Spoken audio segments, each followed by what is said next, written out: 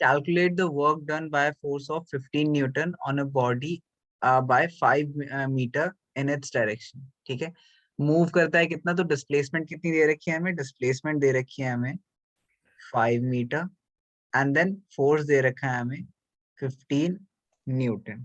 Correct. हमें पता है work Yes, done sir. Is equals to force into displacement. This is simply 15 into 5 और 75 joule. 75 joules। Very good. ठीक है, अच्छा नेक्स्ट देखते हैं। To what height to what height should a body of mass दे रखा है 5 kg be raise so that its potential energy is, potential energy कितनी दे रखी है, EP is equals to 490 joules. अच्छा, पोटेंशियल एनर्जी का फॉर्मूला क्या होता था, बोलो। mgh। M G H. पहले तो चेक कर लेते हैं सर, एक किलोग्राम्स में, जूल्स में। हाँ ठीक है, तो एम जी एच, तो 490 is equals to mass which is 5 into G की वैल्यू कितनी लेने गई है हमें, जी की वैल्यू कितनी ले, 9.8, 9.8। तो 9.8 इंटू एच। ठीक है, तो एच कितना आ गया, H is equals to 490 divided by 5 into 9.8। इसे कैलकुलेट कर रहे हैं, 10। कितना आ रहा 490 upon 49 is equals to 10 है, 10 meters. 10 आ मीटर। रहा है, हाँ तो जी सर। 10 meters। Very good. ठीक है, सही है, 9.8 into 5 भी तो पहले लिखे थे ना। हाँ क्या मतलब, बोलो। 9.8 इंटू, तो इसके बाद भी तो सॉल्व करेंगे। हाँ मतलब आंसर आ गया ना, हाँ कैलकुलेशन सर, करके ही ठीक आ रहा है। है ना। हाँ ठीक है। रिलेट वॉट टू जूल, तो एक 1 जूल कितना होता है, 1 जूल हमें पता है इज इक्वल्स टू अच्छा पार क्या होती थी, power is equals to work done divided on by time. Time. ठीक है, तो पार की यूनिट होती थी watt is equals to work done joule divide by time which is second. तो जूल कितना हो गया, वॉट इनटू सेकंड, तो 1 जूल इज 1 वॉट सेकंड। ठीक है, और सर सर वॉट होता है 1 जूल वॉट पर पर सेकंड। सेकंड होता है। नहीं वॉट सेकंड होगा, वॉट पर सेकंड इज डिफरेंट। वॉट पर सेकंड मतलब तब होता जब वॉट डिवाइड बाय टाइम होता। ठीक है, सॉरी पार डिवाइड बाय टाइम होता, तो वॉट पर सेकंड आता, लेकिन ये पार इनटू टाइम है, तो this is what second not what पर सेकंड। डिफरेंस है दोनों बातें। ठीक है, नील आप सर क्या अगर बोल रहे हमने थे। सिर्फ sir 1 joule is equal to 1 watt लिखा है तो चलेगा। नहीं गलत है वो, डिफरेंस है दोनों बातों में। 1 watt second, watt into second हो रहा है, मतलब 1 joule is equals to 1 watt into 1 second which is known as 1 watt second. ठीक है, बढ़े आगे, हाँ चलो जी सर। और देखते हैं। Find the energy possessed by an object of mass 10 kg, mass is given as 10 kg when it is at a height is given 6 meter, okay, above the ground। g की वैल्यू है 9.8 metre पर second square. हमें पता है हमें इसमें potential energy निकालनी है, ep is equals to mgh which is equals to 10 into 6 into 9.8 which is equals to कितना आ रहा है, 588। 588 588। 588 जूल। नेक्स्ट करते हैं। Define energy, name the SI unit of energy. Energy क्या होती है, energy is defined as the ability of an object to do work, ability to do work. Okay, name and define the SI unit. SI unit क्या होती है, joules ही।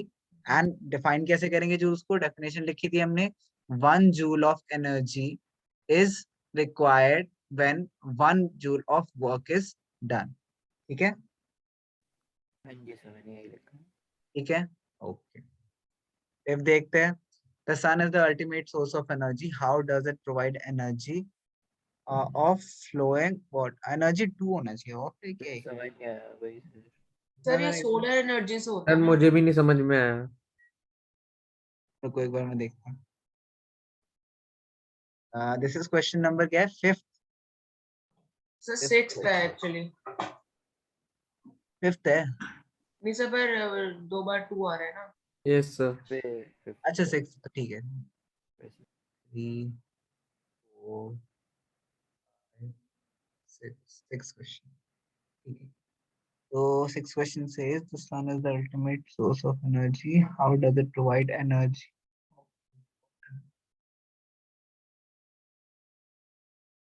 True energy. Yeah.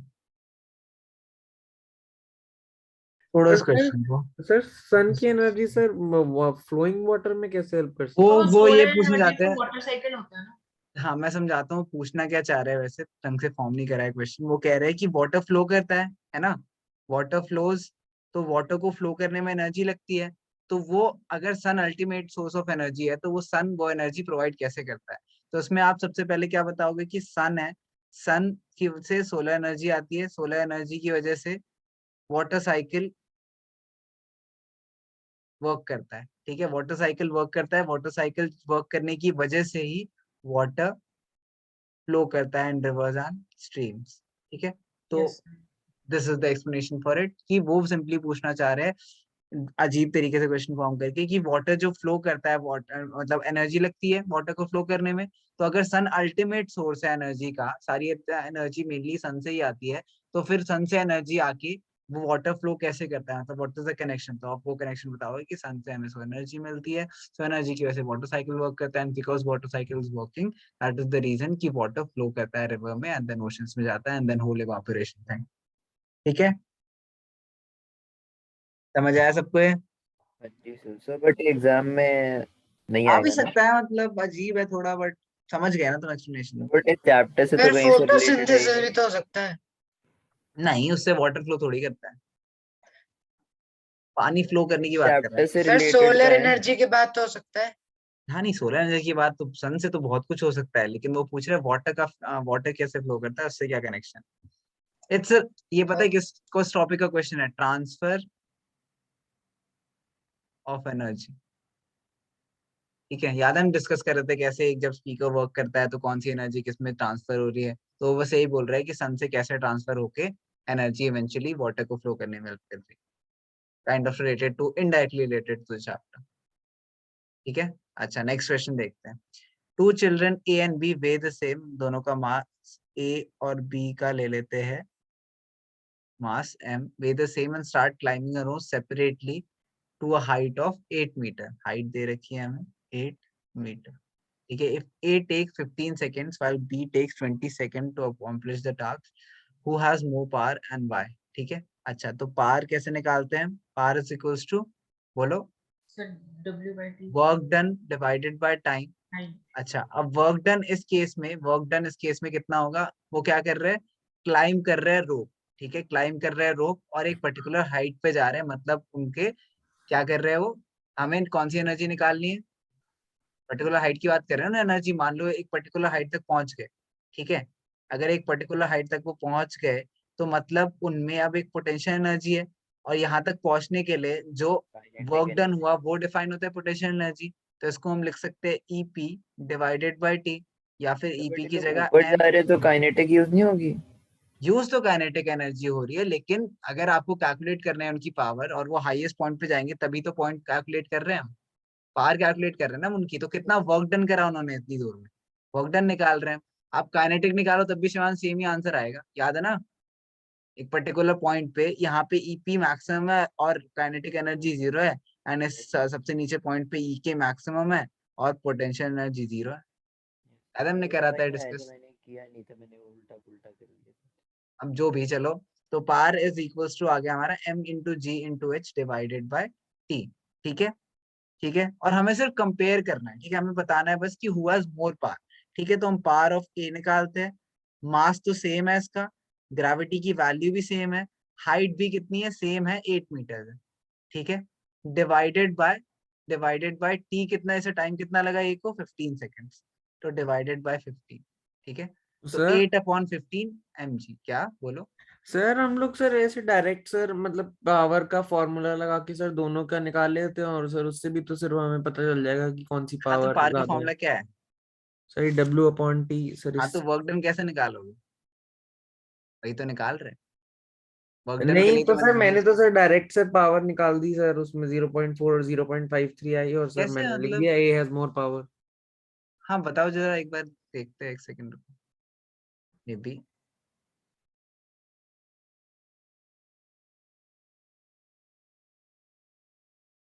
अब बोलो अब आप। Sir work done upon time वाला sir power का formula use work करेंगे। ए ने कितना काम करा बताओ सर ए ने काम करा 0.53। कैसे, कैलकुलेट सर कैसे मैंने कर सर रहे हो? वो 8 अपॉन सर 15 करा sir work done upon time. नहीं नहीं, 8/15 का तो कोई मतलब ही नहीं है। वर्क क्यों डन, सर? बेटा वो तू पावर का फॉर्मूला लगा रहा है, ठीक है। वर्क डन 8 थोड़ी है, हाइट 8 है, not related. Work done joules में होता है, मीटर्स में थोड़ी होता है, ठीक है। Okay sir.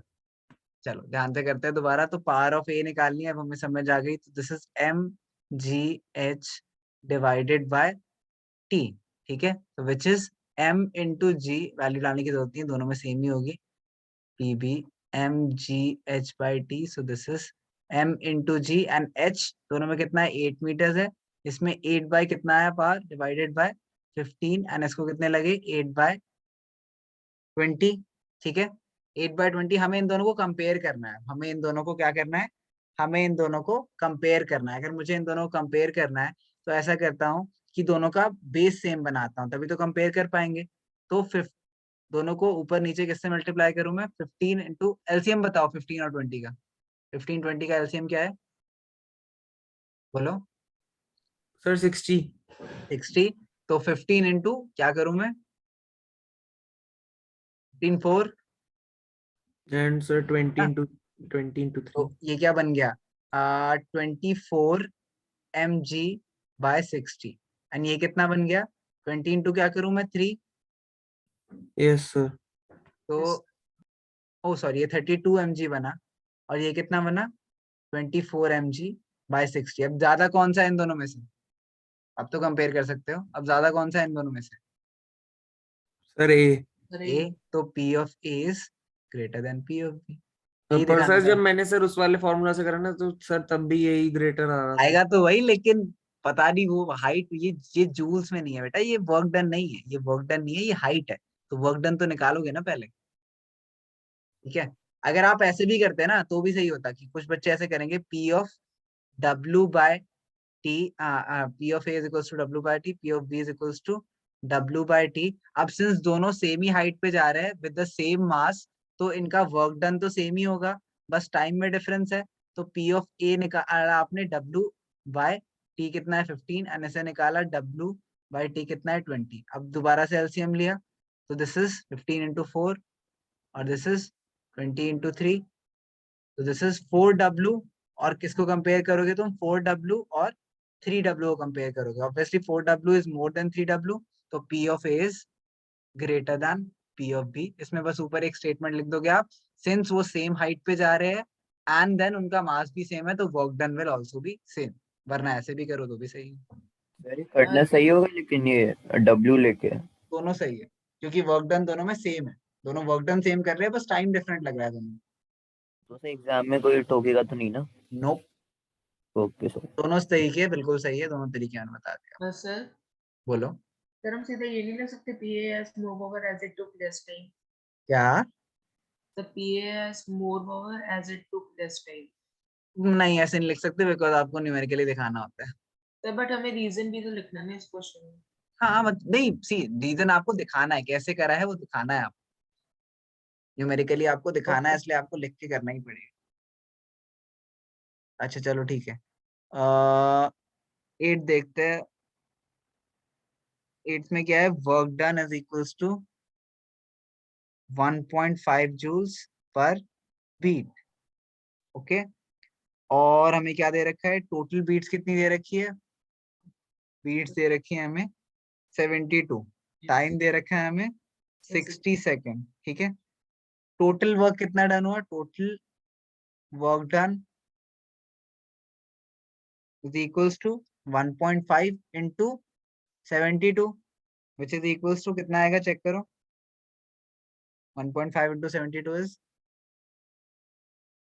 सर 108 आ रहा है सर। उसमें 108। मैंने 72 into 1.5 by 60 कर दिया सीधे। हाँ वही करना है। तो ये आ गया वर्क डन मिल गया हमें, ठीक है। अब power is equals to work done divide by time, this is 108 divided by 60, this will come out to be 1.8। Sir 1.8 1.8। watt, ठीक है। Yes, sir. ठीक, आगे सर इस बढ़ते वाले हैं। क्वेश्चन में भी सर मैंने ऊपर वाली गलती कर दी थी। कोई नहीं, अब समझ आ गया ना गलती, अब तो नहीं करेगा, यस सर। ध्यान रखना, ठीक है। The boy of mass 80 kg is running, ठीक है, इज रनिंग एट 10 मीटर पर सेकेंड। अच्छा, अब हमें स्पीड दे रखी है 10 मीटर पर सेकेंड, स्पीड दे रखी होती है तो फॉर्मूला क्या होता था, याद है? वर्क डन निकालते कैसे थे हम? Work done was equal to kinetic energy which is equals to, formula बताओ काइनेटिक एनर्जी का, बोलो। हाफ mv², भूल गए? Yes, sir. This is half into 80 into v² which is 10²। So कितना आया आंसर? सर ये वाला किया नहीं है मैंने। कैलकुलेट करो। से वाला नहीं की। हाँ तो कितनी मुश्किल कैलकुलेशन है, करो कैलकुलेट। सर मेरा 4000 जूल आ रहा है। 4000 सर, सॉरी। हाँ ठीक है, समझ आ हाँ जी। गया? अब Yes, sir. Yes sir. Defined kinetic energy and potential energy, ठीक है। अच्छा, पहला काइनेटिक एनर्जी,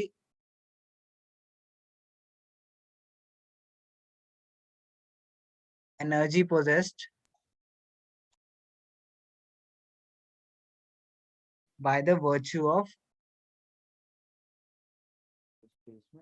मोशन, ठीक है। एंड काइनेटिक एनर्जी की जगह पोटेंशियल सर एनर्जी मैं की, लिखा energy possessed by the body, sir गलत है? गलत है। काइनेट वो सिर्फ नहीं, मतलब गलत है वो, बस simply. Energy possessed by the displacement of a body ठीक होगा? नहीं, ये भी गलत है। आपको इसमें ये डिफाइन करना बहुत जरूरी है कि kinetic energy is the type of energy जिसमें मोशन की वजह से, मोशन वर्ड बहुत इंपॉर्टेंट है, मोशन की वजह से एनर्जी जो पोजेस करता है। तो एक ये मोशन क्या डिफाइन कर रहा है कि ऑब्जेक्ट या तो मूव कर रहा है कंटिन्यूअसली, स्पीड में है पर्टिकुलर, जिसकी वजह से काइनेटिक एनर्जी मिल रही है। एंड पोटेंशियल एनर्जी में मोशन ही तो हुआ फिर। क्या नहीं, आपको एग्जैक्टली वर्ड यूज करना है, ठीक है। कोई लेमैन नहीं हो आप पर्टिकुलरली साइंस के स्टूडेंट हो तो उसको पर्टिकुलरली जिस लैंग्वेज में सीखा है उसी में लिखना है, मोशन वर्ड सीखा है तो लिखना है। Next, potential energy, energy possessed by virtue of position, या फिर काफी जगह कॉन्फ़िगरेशन भी लिखा होगा, ठीक है। ये डेफिनेशन है दोनों की। सर इसके एग्जाम्पल और फॉर्मूला भी जो लिखेंगे? क्या? हाँ लिख सकते हो, मैंने सर बस ऊपर से एक्सप्लेन करा है आपको बस। Okay sir. यहाँ पे फॉर्मूले भी लिख सकते हो, बट पोटेंशियल एनर्जी का अगर फॉर्मूला लिखोगे तो लिख देना ग्रेविटेशन, ग्रेविटेशनल पोटेंशियल एनर्जी, उसके बाद फॉर्मूला लिखना EP is equals to mgh, क्योंकि हम जो पढ़ रहे हैं हम सिर्फ ग्रेविटेशनल पोटेंशियल एनर्जी पढ़ रहे हैं, जो कि सिर्फ एक टाइप ऑफ पोटेंशियल एनर्जी है, और टाइप की भी हो सकती है। Kinetic on the other hand, उसका एक ही फॉर्मूला जो हमने पढ़ा है वो क्या है, अगर इनिशियली बॉडी 0 से स्टार्ट करे तो which is ek is equals to half half mv²। mv², ठीक है। 11 देखते ओके हैं। सर। 11 कर लिया होगा।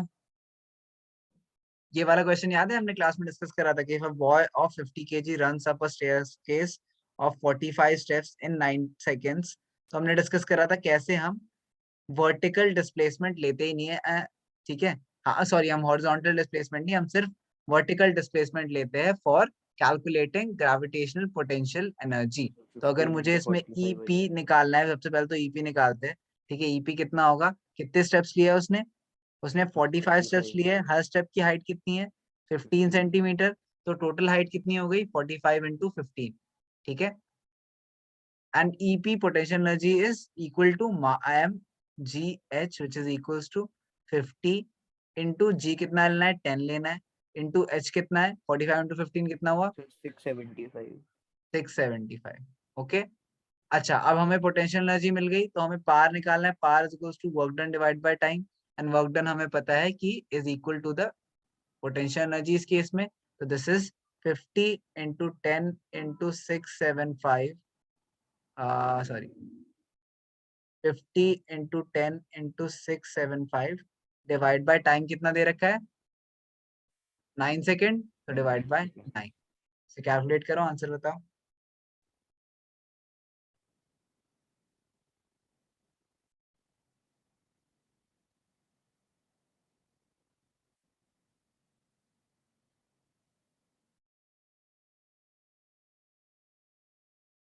ओ 15 सेंटीमीटर है, इसको प्लीज ध्यान देना। 0.15 मीटर्स, मीटर्स में करना है, तो डिवाइड बाय 15 था ना, डिवाइड बाय 100 कर दो, कोई नहीं।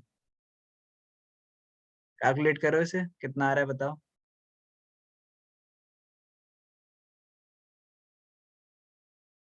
जल्दी, सर ये तो 375 आ रहा है कितना आ रहा है? सर, 900 से डिवाइड करके 375 आ रहा है। हाँ, तो 375 वॉट। ठीक है, आंसर आ गया, समझ आया सबको? जी सर। Yes, sir. ओके। ये हमने क्या लिखा था 50 into 50 into 10 into 675 divide bye 900। अच्छा चलो नेक्स्ट देखते हैं। Calculate the units of energy consumed in one day by the bulb. Unit निकालने के लिए हमें क्या करना होता था? यूनिट निकालने के लिए 1 यूनिट हमें पता है is equals to 1 kilowatt hour. ठीक है, तो हमें कन्वर्ट करना है वॉट को किलोवाट में। वॉट को किलोवाट में करना है तो कैसे करेंगे? 1 kilowatt is equals to 1000 watts. तो 60 वॉट कितना हुआ? 0.06 किलोवाट। ठीक है, तो 0.06 किलोवाट पर फॉर 6 आवर्स पर डे। ठीक है, तो हमें निकालना क्या है? हमें निकालना है इस केस में energy. Energy is equals to power divided by time. तो this is equals to power, कितना दे रखा है हमें? 0.06 डिवाइडेड बाय टाइम, कितना दे रखा है?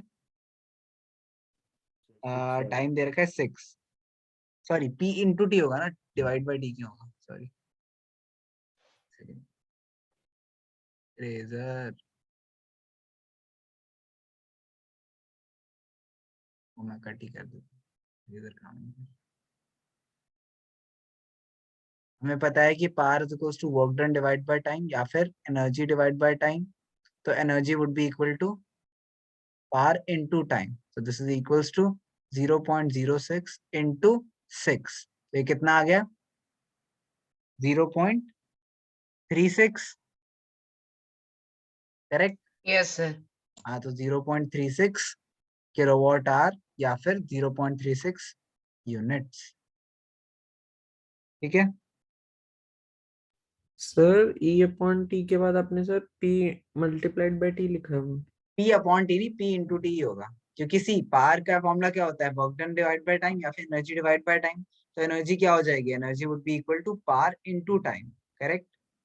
तो उस फॉर्मूले में हमने वैल्यू डाली, एनर्जी निकालना था हमें। तो energy is equal to 0.06 which is जो पावर दे रखी है हमें, एंड इनटू टाइम कितना दे रखा है? 6 आवर्स। तो इनटू 6 करा, हमारे पास क्या आ गया? 0.36 किलोवाट आवर या फिर 0.36 यूनिट्स। ठीक है, समझ आया श्लोक? यस सर, आ गया समझ। Find the change in momentum of body when its kinetic energy becomes 4 times its energy, original value. ठीक है, अच्छा, मोमेंटम का फॉर्मूला क्या होता है?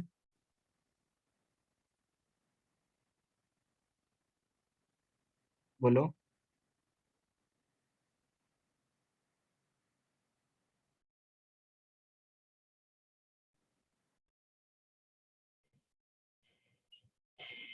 सर, आपको आवाज आ रही है? हाँ बोलो। सर, मोमेंटम का हाँ, P is equals to MV. Sir M B. m into V. ठीक है, अच्छा, और E के क्या होता है? इज इक्वल्स टू, बोलो, half m M V v square. Square, MV square. है ना, हाफ m v स्क्वायर। ठीक है, तो अगर मैं E के को यहाँ लिखूं, ठीक है, E K can be written as, ये देखो, P is equals to M V है ना।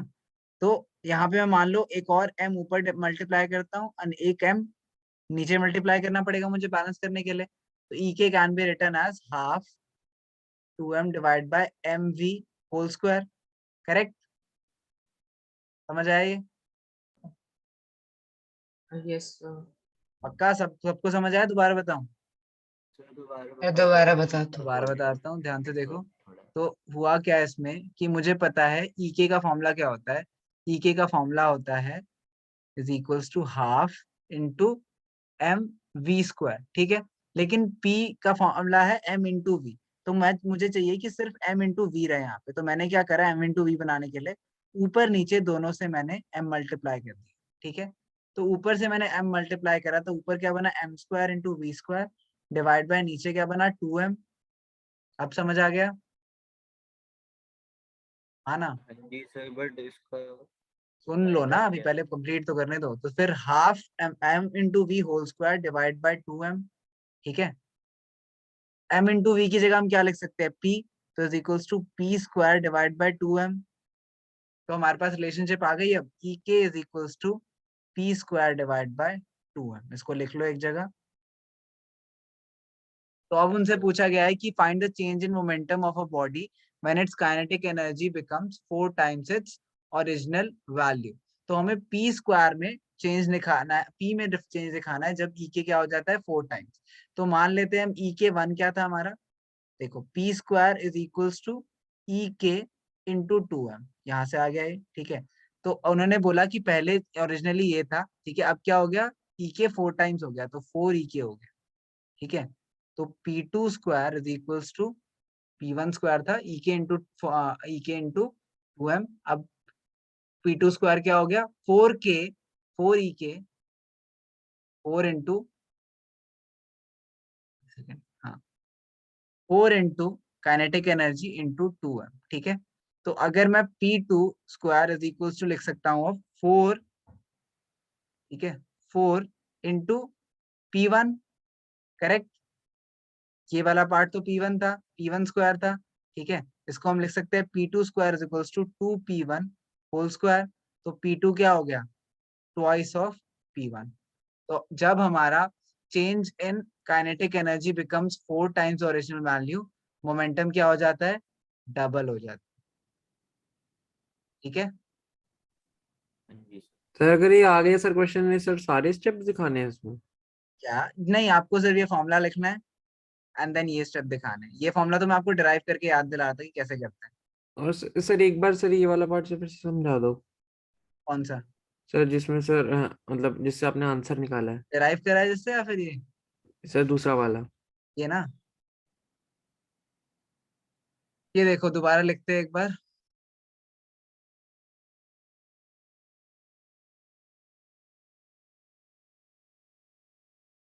फॉर्मूला हमें क्या मिला, फॉर्मूला हमें फाइनल पता चल गया कि ई के इज इक्वल्स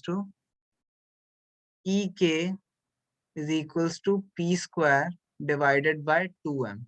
तो P square is equals to E K into 2m।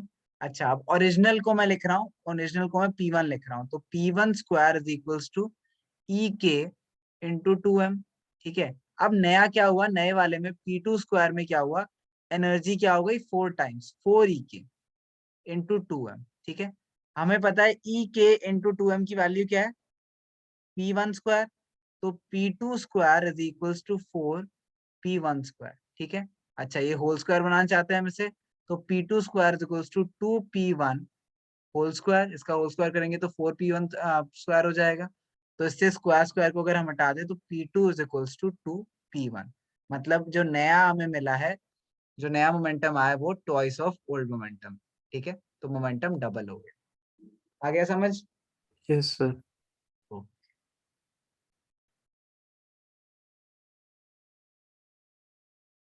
ठीक है, आगे बढ़ते हैं। चलो नेक्स्ट के कुछ क्वेश्चंस 10 मिनट्स लो, ट्राई करो, उसके बाद आगे डिस्कस करेंगे। 10 क्या 15 ले लो, चलो 15 मिनट लो, नेक्स्ट क्वेश्चन ट्राई करो।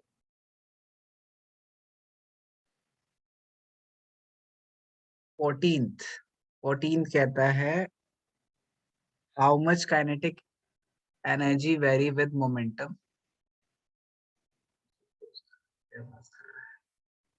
ओके, तो how much does the kinetic energy vary with momentum, the momentum of a body is increase. कर तो चुके हैं हम, कर नहीं लिया है हम। 15th करते हैं, सेम नहीं क्वेश्चन सर, दो बार कैसे 14 नहीं किया सर। आया। What is the final kinetic energy, तो इसमें काइनेटिक एनर्जी 4 टाइम्स हो रही है 13th में, इसमें मोमेंटम 4 टाइम्स अच्छा, हो रहा है। मोमेंटम 4 टाइम्स हो रहा है, ठीक है ठीक है। तो वही सेम फॉर्मूला ही है। फॉर्मूला हमने क्या सीखा था अभी अभी?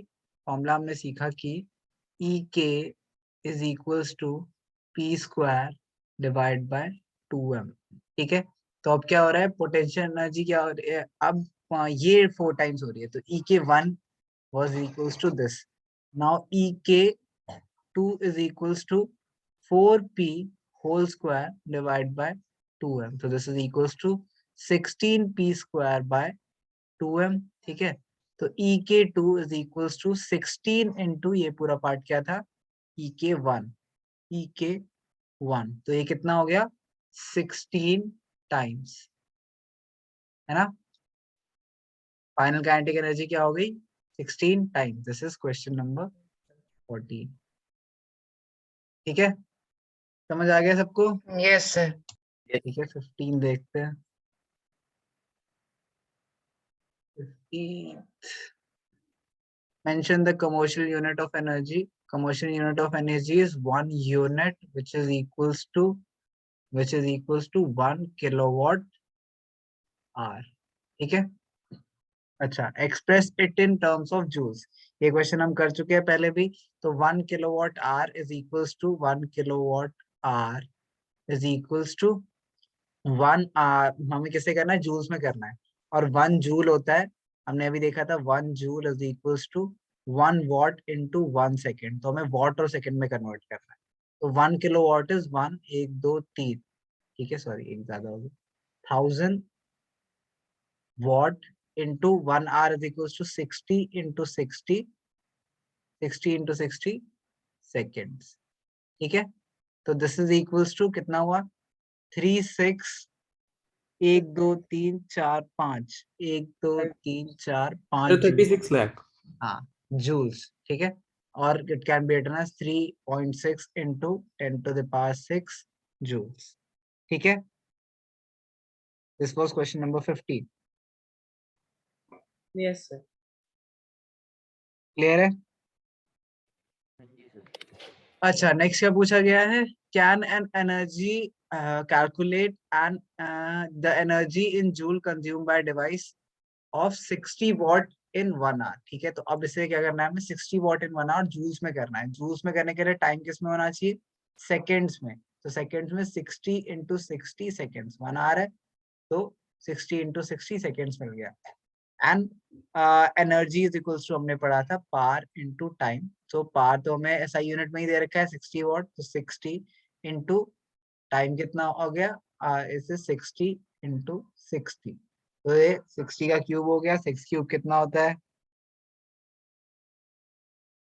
बोलो। Sir, 6 का क्यूब या 60 का क्यूब? 60 इंटू 60 इंटू 60 बता दो। सर 216000।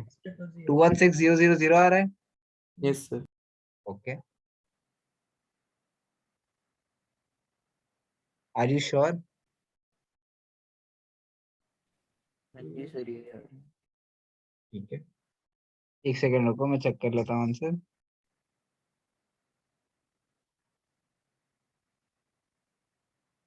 इनका डिफरेंट क्यों आ रहा है फिर?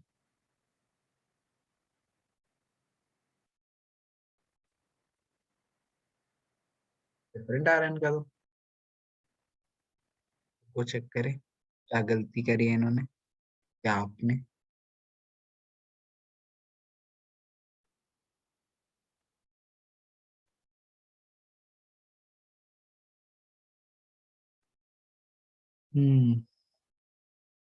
करा तो हमने सही है। ठीक है, 216000 जूल्स या फिर 2.16 into 10 to the power 1 2 3 4 5 joules. ठीक है, क्लियर है सबको? Yes, sir. हाँ जी सर। आगे करते हैं, चलो। दिस वाज लेकिन 15, इसे तो सर इसमें कन्वर्ट करना जरूरी है इनटू 10 हाँ, टू द कन्वर्ट करना बहुत जरूरी है इसमें, बिकॉज उन्होंने बोला ये कैलकुलेट इन जूल्स, और जूल्स में निकालने के लिए हमें टाइम को कन्वर्ट करना पड़ेगा ही। ठीक है, 16 करते हैं। 16 क्या कहता है, state the SI unit of power. SI unit of power is what, यही लिख देते हैं। This is what. आगे नेक्स्ट क्या है, the person carrying 10 bricks each of mass 2.5 kg on his head। ठीक है, बी पार्ट देखते हैं इसका। पर्सन इज कैरिंग 10 bricks, ठीक है, ईच ऑफ मास 2.5 kg। तो मास कितना है 10 bricks का और 2.5 kg, टोटल मास ये हो गया। अच्छा, and head moves to a height of 20 metre. अच्छा, हाइट दे रखी है 20 metre on his head and moves to a height of 20 meter in 50 seconds। Time दे रखा है 50 सेकेंड। कैलकुलेट द पार। तो पार निकालने के लिए हमें work done divide by time करना होता है, एंड यहाँ पे work done potential energy divide by time है। तो potential energy is mgh divide by t। तो this is equals to mass which is 10 into 2.5, ठीक है, इनटू हाइट किसमें दे रखी है, हम g की वैल्यू का लेने गई है 10 एंड इनटू हाइट दे रखी है हमें कितनी 20 20 डिवाइडेड बाय टाइम 50 सेकेंड से कैलकुलेट करो, आंसर बताओ क्या आ रहा है आप लोग को। सर 100 है। 100 आ रहा है, ठीक है, गुड। 100 वॉट सबका यही आ रहा है। तो मैंने पोटेंशियल एनर्जी का फॉर्मूला नहीं लगाया था, मेरा 10 आ रहा है, इसलिए मेरे को बस इनटू 10 और करना था। नहीं, पोटेंशियल एनर्जी का लगाना था बिल्कुल सर इसी मेरा तरीके तो से। सर 1000 आ रहा है। 1000 आ रहा है कैसे, दिस इज कैलकुलेशन ही देख लो आप, 0 0 कट गया। This is 2.5 into 10 25 25 into 200 25 into 20 कितना हुआ। अच्छा एक सेकेंड, 2.5 into कुछ गलत करा है क्या, ठीक है, into 2.5 सर 25 हो जाएगा ना सर मास हमारा। Yes sir, 2. टोटल मास लेंगे ना। टोटल मास 25 है, हाँ ठीक है 25 kg, ठीक है। तो 25 सर into 5 10 से into 5 20। कैंसिल हो जाएगा सर, वहां पे 5 5 से 25। हम्म, और सर फिर 5। 1000 आ रहा है। यस सर, मेरा तो सर 1000 आ रहा है। अच्छा, चेक करता हूँ। दिस इज देखो देखो, मेरा 100 ही आ रहा है। 25 into 10 into 20 divided by time कितना दे रखा है 50 सेकेंड्स, ठीक है। सो इससे ही कट गया। दिस इज 5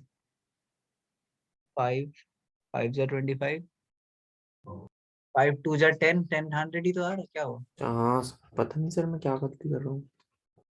ध्यान से देख। एनीवेज चलो आगे बढ़ते हैं। 17, ओ ये तो हमने कर भी रखा है क्लास में इनफैक्ट, याद है।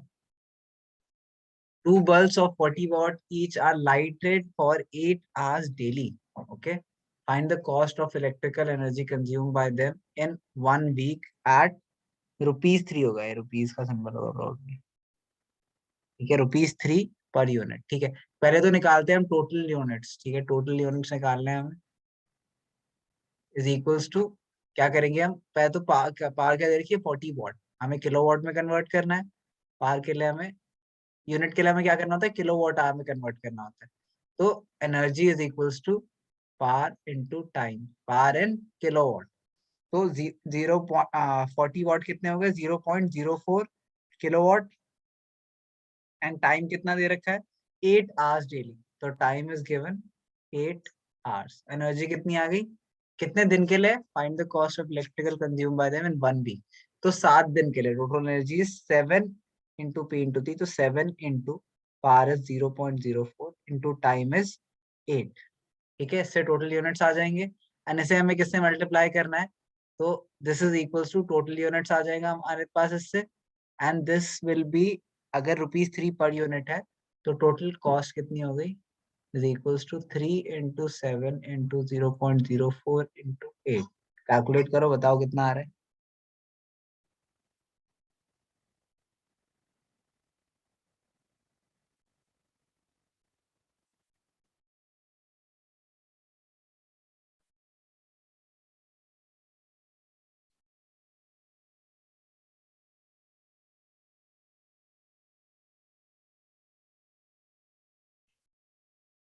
कितना आ रहा है, मेरा 30 सर 6.72।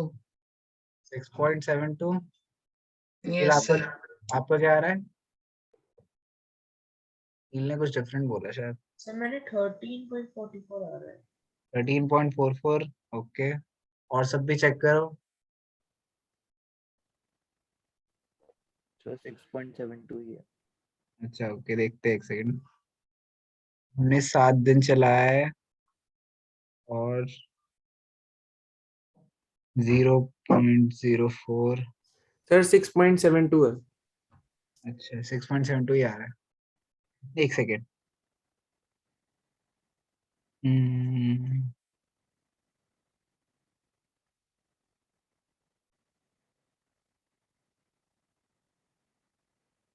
अच्छा 2 बल्ब है ना, तो 2 बल्ब इंटू 2 कर दो। 2 बल्ब है ना, तो इंटू 2 कर दो। ये तो एक बल्ब की निकाली हमने, 1 बल्ब, ठीक है। तो 2 बल्ब की कॉस्ट कितनी हो जाएगी? हाँ जी सर, तो 13.44 है। सर फिर 13.44। दिस इज इक्वल्स 13, ठीक है। नेक्स्ट करें। Yes sir. 80 a man 50 kg, ये तो चलो कर लिया होगा, अब आंसर आ गया होगा इसका। अभी सेम ऐसा क्वेश्चन करा था, एक कराने की जरूरत नहीं है, I don't think. Yes sir. Answer क्या आया इसका? 18th का आंसर क्या आया आपका? तो मेरा आंसर में बस सॉल्व मारी थी कैलकुलेशन में। कैलकुलेशन में आई थी फिर? और किसी का आंसर आया? कितना आ रहा है? मैं सिंपली दिखाता हूँ, this is simply mgh divided by time, ठीक है, पार निकालने के लिए।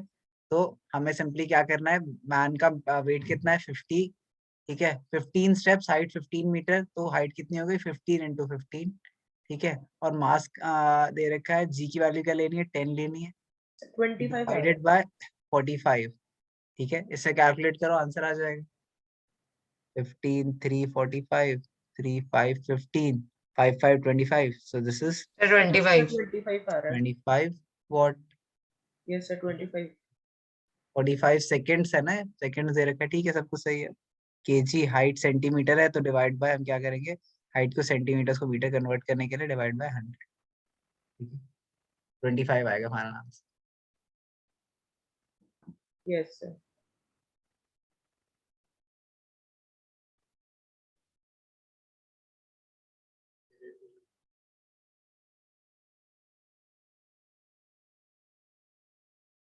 आगे बढ़ते हैं।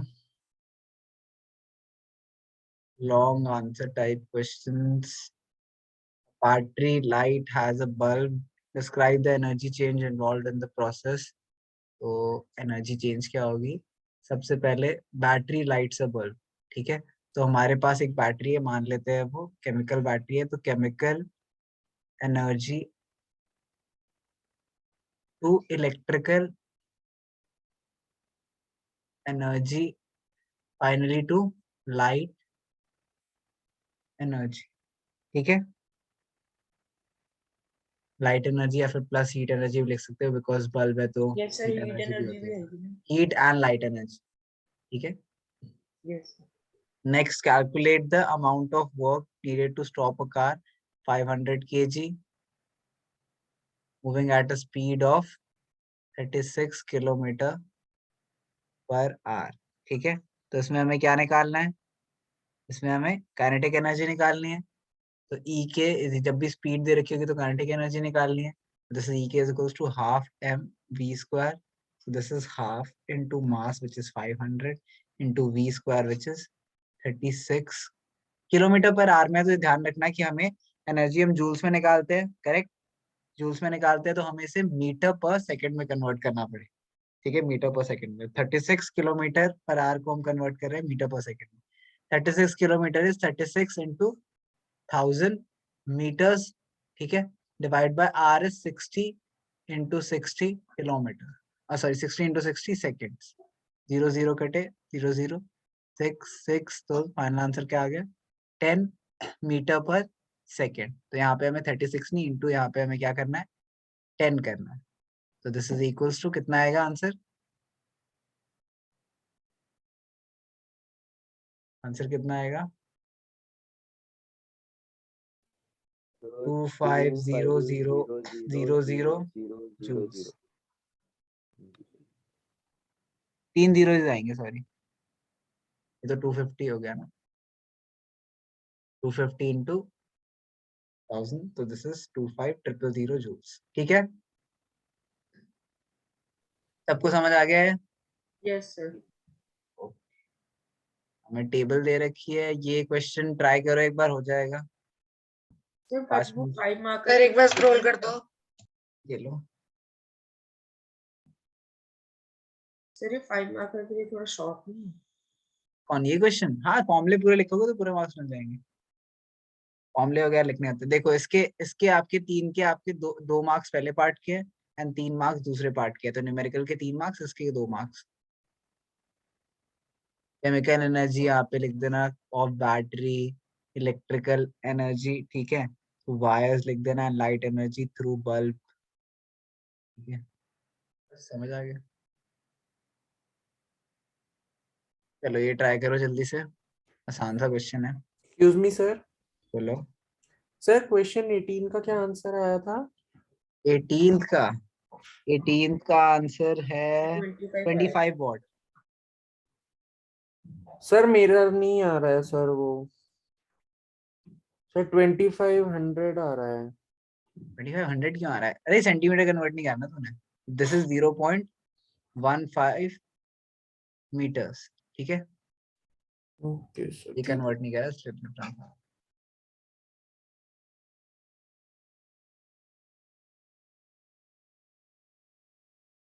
अच्छा, चलो देखते हैं question. Which what is 1 unit of electrical energy consumed equal to 1 kilowatt hour, है ना? हमने पढ़ा था 1 unit is equals to 1 kilowatt hour. What is electric power of a device? Power कैसे डिफाइंड होती है? N W by T, work done by T, और energy by time. Energy को यहाँ पे हम लिखते हैं energy consume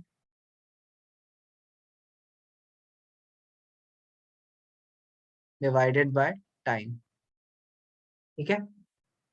next, what is the cost of electrical energy that consume at ₹2 per unit in the above case? अच्छा तो ये what is the cost of electrical energy consume. अच्छा, इसे टेबल है, यूनिट्स दे रखे हैं, तो 3 पर यूनिट निकाला है, टोटल यूनिट्स कितने हो जाएंगे? टोटल करो ये जल्दी से, इन सबको ऐड करो।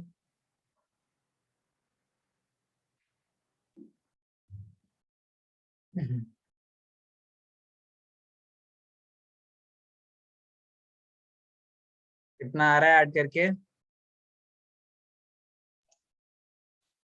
सर 8.07। सर नहीं, 8.07 सर 8 सर 8 आ रहा है, 8.08। सर 8.08। ठीक है। सर 8.08 इंटू, अब क्या है 5 पर, तो इंटू 5 कर दो, कितना आ रहा है? 5 पर यूनिट है ना, यस सर। कितना आया?